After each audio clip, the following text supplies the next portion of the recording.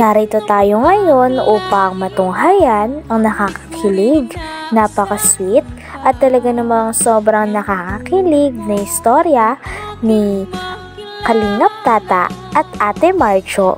Sa pagpapatuloy nga ng ating istorya ay dahil nagkaroon na ng pagkakataon na magkausap si Kalingap Tata at Ate Marcho ng magkaharapan at hindi nasa loob ng tindahan si Ate Marcho ay syempre sinulit na ni Kalingap Tata ang pagkakataon.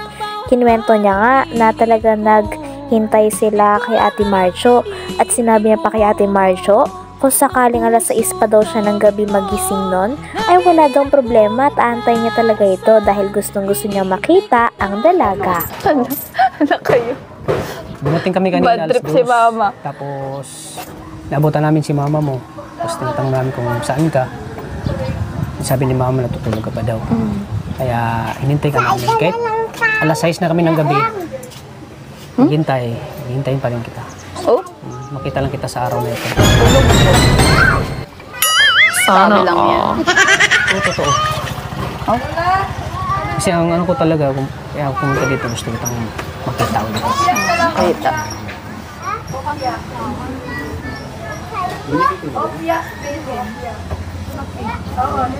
Butit pa ganitong oras walang bumibili sa inyo. Madami din naman yan.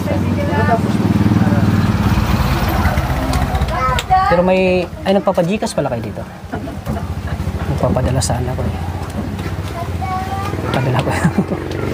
Puso ko sa'yo.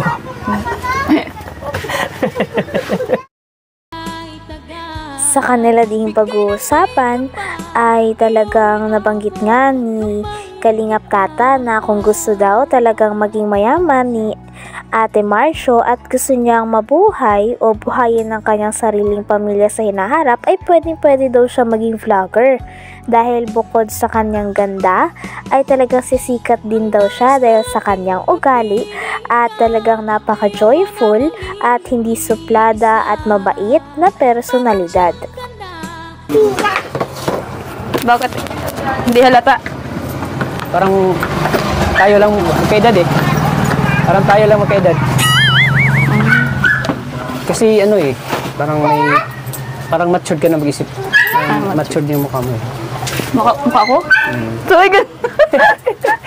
Siguro marami kang mga iniisip. Ha? Marami kang mga iniisip. Ano mga iniisip? Paano yumaman? Paano yumaman? Ay, kung Sabay ganun. in terms kung paano mo yumaman, nandito na sa akin. Ay? Mayaman? Ay, ganun. Oo. Wala sa'yo pero nasa akin na. Oh?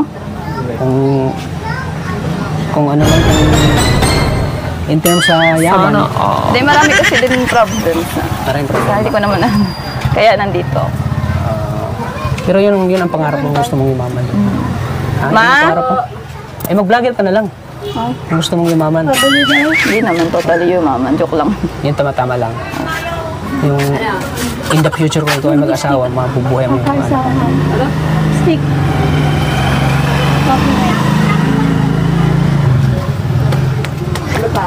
Very good. Very good. Kasi ito for me. Ang dami na nga daw nag-request. Anong pakiusap ni Starrock sa'yo? Sabi niya, ay, ano ka na? Tisa nito, oh. Marami nag-request, mga thousand na kasi nag-request eh. Ang sabi nila, bagay na tayong dalawa. Ay, my God. Wala desisyon. Ako na mismo nag-desisyon na. Ha? Di ba napanood mo yung mga vlog ni ano? Yung una lang. Comment, napanood mo yung... Ay, Pinag-usapan din ni Kalingap Tata at Ate Marcho ang tungkol sa kanilang mga fans na talaga namang walang sawang sumusuporta na kahit wala pa silang first vlog together ay talagang excited na ang mga ito at dinudumog talaga sila ng mga supporters at mga fans na talagang naghihintay sa kanilang first vlog na mabuti naman ay napagbigyan na ngayon. Grabe at natutuwa din si Ate Marcho dahil sa mga suporta at hindi niya inaasahang mga fans na nanonood. Marami kang mga iniisip. ha? Marami kang mga iniisip. Ano ba mga iniisip? Paano yumaman? Paano yumaman? Ay, kung Sabay ganun. in terms kung paano mo yumaman, nandito na sa akin. Ay? Mayaman? Ay, ganun. Oo. Wala sa'yo pero nasa nasa akin na. Oh? Kung ano lang in terms sa yaman. Hindi, marami kasi din problems na. Maraming problem. Kaya hindi ko naman kaya nandito. Pero yun ang pangarap mo, gusto mong yumaman. Ah, Ma? yun ang pangarap mo. Eh, mag-vlogger ka na lang. Kung gusto mong yumaman. Hindi naman totally yumaman. Joke lang. Yan tama-tama lang. Yung in the future kung ikaw ay mag-asawa, mabubuhay mo yung ano. Stick.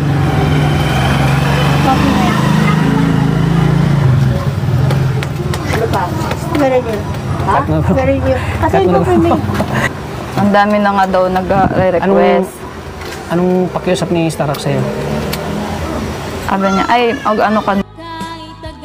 Dahil nga ngayon na lumabas na nga si Ate Marjo sa kanyang tindahan, ay mas lalo na talagang natititigan at talagang nabibighani si Kalingap Tata sa kanya. Paulit-ulit ngang binabanggit ni Kalingap Tata na talaga napakaganda ni Ate Marjo at talaga napaka-Pinay beauty nito. Parang ang paulit-ulit nga na nahuhulog si Kalingap Tata kay Ate Marjo. Kaya naman mas tara din kinikilig ang mga manonood sa kanilang dalawa. Pagbabiral sa ganda mo pa naman.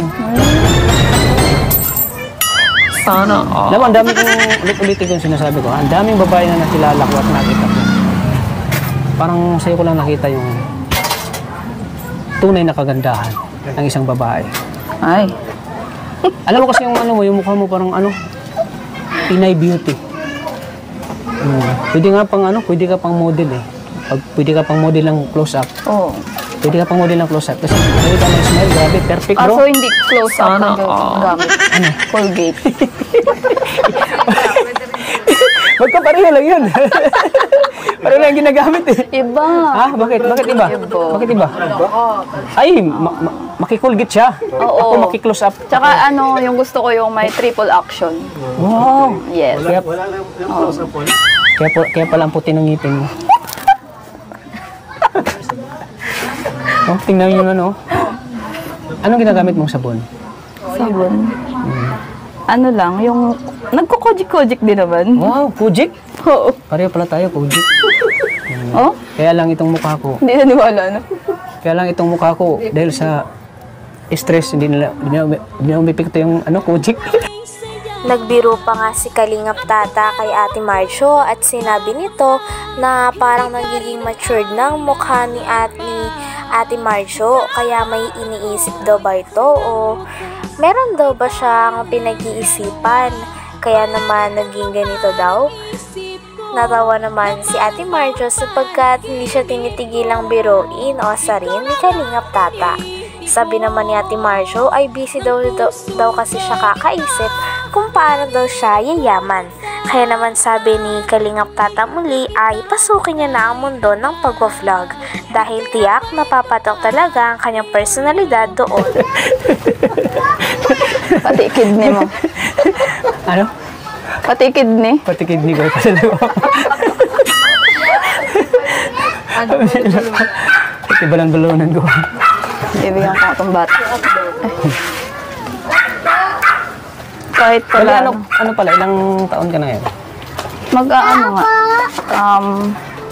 30. 30. Sa May. Sa May pa. So, 29 ka pala ngayon. Oo. Bakit? Hindi halata. Parang tayo lang magkaedad eh. Parang tayo lang magkaedad. Kasi ano eh, parang matured ka na mag-isip. Matured yung mukha mo eh. Mukha ko? So, my God. Siguro marami kang mga iniisip. Ha? Marami kang mga iniisip. Ano ba mga iniisip? Paano yumaman? Paano yumaman? Ay, kung Sabay ganun. in terms kung paano mo yumaman, nandito na sa akin. Ay? Mayaman. Ay, ganun. Oo. Wala sa'yo pero nasa akin na. Oh? Kung ano lang in terms. Hanggang dito na lamang muna ang ating nakakakilig, napaka-sweet at talaga namang sobrang pinakainaabangan at napaka-trending na istorya ni Kalingap Tata at Ate Marjo. Maraming salamat sa inyong panonood. Hanggang sa muli. Bye!